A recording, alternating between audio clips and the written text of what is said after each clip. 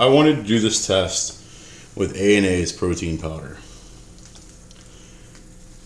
He told me that if I was going to do it, he wanted me to do it in one take, and if it failed, to post it anyway.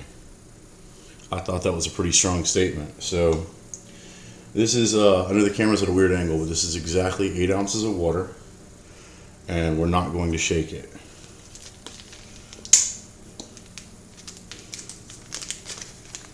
This is their protein powder. You notice I don't have a lid on it. We're going to give it a little stir though. Let's be fair with this, because he puts it in a 16-ounce bottle, like a water bottle, and shakes it. So we're gonna at least shake it. We're gonna let that sit for a minute. A&A is I just hooked up with this guy. He's an awesome person. It's a small company. He started making products for himself. In the process of making stuff for himself, he found out a lot of people liked what he was doing, and he decided to go ahead and make a product line out of it. I don't know if y'all can read that. I'm just trying to kind of give a shot here while this settles. The Catalyst, which is his pre-workout, is just amazing. It's energy all day, doesn't have a drop off, but in a market that's submerged by pre-workouts and energy pills and fat burners, his really does shine. But this protein was something that I seen that was really neat, something that I seen that he had going on for him. So I'm going to take a regular coffee filter, and this has been about a minute and a half since I poured it in there. What we're going to do, give this one last attempt at a shake here, and we're going to pour it through a coffee filter.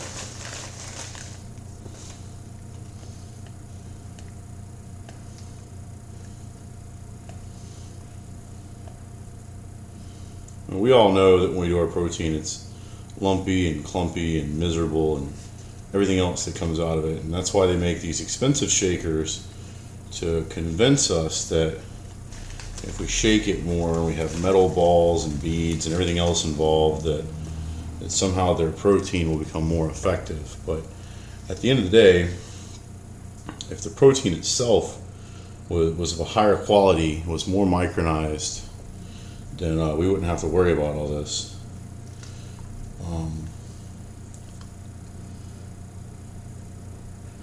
I didn't take into consideration how long this is going to take to actually run through a filter, so feel free to fast forward past this part of the video to the end. It's probably be a lot of me rambling and waiting for it to sink. But I think on this next pour, you'll at least see something neat about the cup itself, is that there is, hold on, let me get one more pour out of it before I really show you that. But the cup itself, there's very little residue in it at this point. There we go. Look at that. I mean, we've all shaken stuff before. We've all been down this road. Like, that alone would be enough to impress me. I'm really excited now to see what happens with this filter test. Like I said, I feel like I should pause this and come back to it. I don't think the camera feature I'm using has a pause, so it's kind of not an option.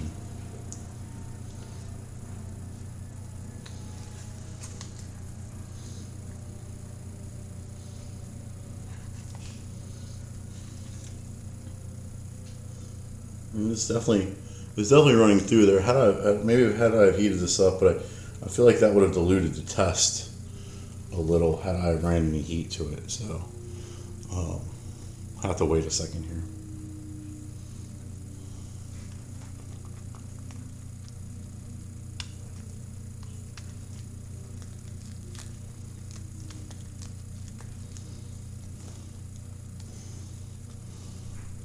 Sorry, I'm just a little trying to stir a little with my finger here.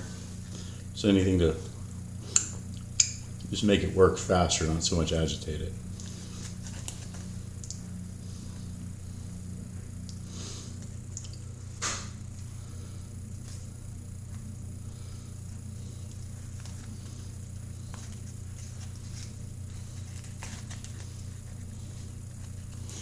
And this stuff is, obviously it's thick. It's protein. So I mean, it's taking a minute. But if you could see, if there was any way I could see the bottom of this glass, like it's actually filtering through it really well. I can't wait to see what residue is on the filter.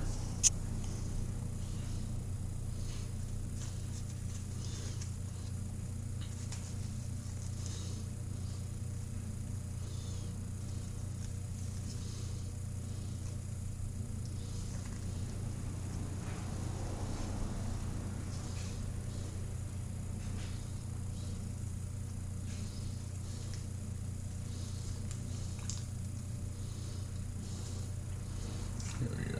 Kind of squeeze it a little bit.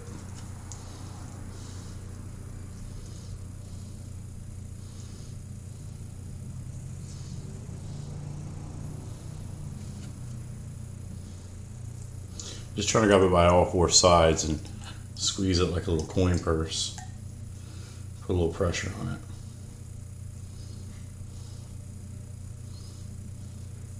Ooh. Well, this isn't the most scientifically accurate test. I'll give you that, because I mean, obviously I've kind of rushed it, but I mean, I just want you to see, like, look at this. No clumps, no trash, no weirdness. Look, here, I'll do this for the camera. Watch.